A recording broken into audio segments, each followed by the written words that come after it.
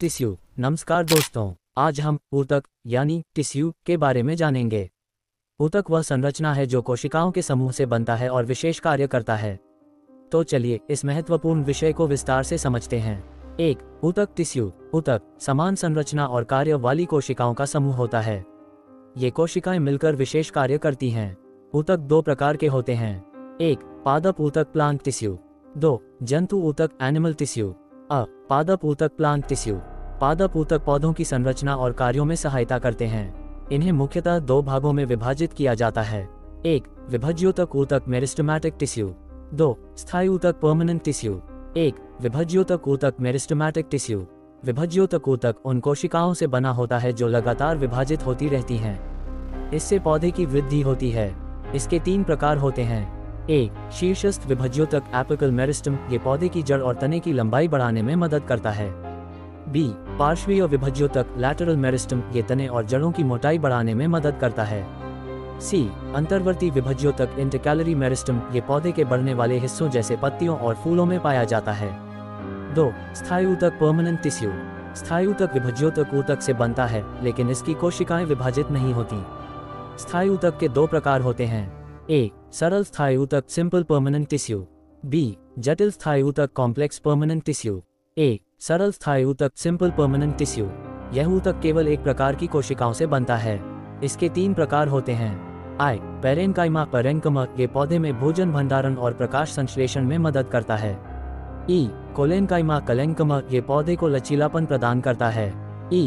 Sclerenchyma sclerenchyma, ये पौधे को कठोरता और मजबूती प्रदान करता है। B. जटिल स्थायी ऊतक कॉम्प्लेक्स परमानेंट टिश्यू। जटिल स्थायी ऊतक विभिन्न प्रकार की कोशिकाओं से मिलकर बना होता है। इसके 2 प्रकार हैं। I. जाइलम जाइलम, ये जल और खनिजों का परिवहन करता है। E. फ्लोएम फ्लोएम, ये भोजन का परिवहन करता है। B. जंतु ऊतक एनिमल टिश्यू। अब बात करते हैं जंतु ऊतक की। ये ऊतक शरीर के विभिन्न कार्यों को संपन्न करते हैं। इन्हें 4 मुख्य प्रकारों में विभाजित किया गया है। 1. उपकला ऊतक एपिथेलियल टिश्यू। 2. संयोजी ऊतक कनेक्टिव टिश्यू।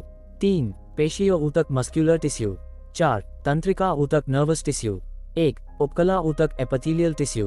उपकला ऊतक शरीर की बाहरी और आंतरिक सतह को ढकते हैं। ये शरीर को सुरक्षा और अवशोषण में मदद करते हैं। इसके प्रकार हैं। A. साधारण उपकला सिंपल एपिथेलियम, यह एकल परत वाली होती है। B. स्तरीकृत उपकला स्ट्रैटिफाइड एपिथेलियम, ये बहुपरत वाली होती है। 2. संयोजी ऊतक कनेक्टिव टिश्यू। संयोजी ऊतक शरीर को जोड़ने, समर्थन और संरक्षण प्रदान करता है। इसके प्रकार हैं। A. तरल या संवहन ऊतक फ्लूइड कनेक्टिव टिश्यू, जैसे रक्त और लसिका। B. वास्तविक संयोजी ऊतक प्रॉपर कनेक्टिव टिश्यू, जैसे लिगामेंट और टेंडन। C.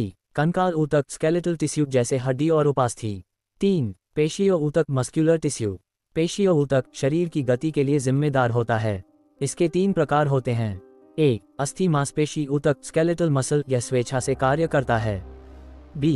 हृदय मांसपेशी ऊतक कार्डियक मसल, ये केवल हृदय में पाया जाता है। C. चिकनी मांसपेशी ऊतक स्मूथ मसल, यह आंतरिक अंगों में पाया जाता है। 4. तंत्रिका ऊतक नर्वस टिश्यू। तंत्रिका ऊतक शरीर में सूचना के संचरण के लिए जिम्मेदार होता है। यह मस्तिष्क, मेरुदंड और नसों में पाया जाता है। इसके मुख्य घटक हैं। A. न्यूरॉन न्यूरॉन, ये संदेशों का आदान प्रदान करता है। B. न्यूरोग्लिया न्यूरोग्लिया, ये न्यूरॉन का समर्थन करता है। तो दोस्तों, आज हमने ऊतक यानी टिश्यू के बारे में विस्तार से जाना। अब आप समझ गए होंगे कि ऊतक हमारे शरीर और पौधों के लिए कितने महत्वपूर्ण हैं। अगली बार हम एक और रोचक विषय पर चर्चा करेंगे।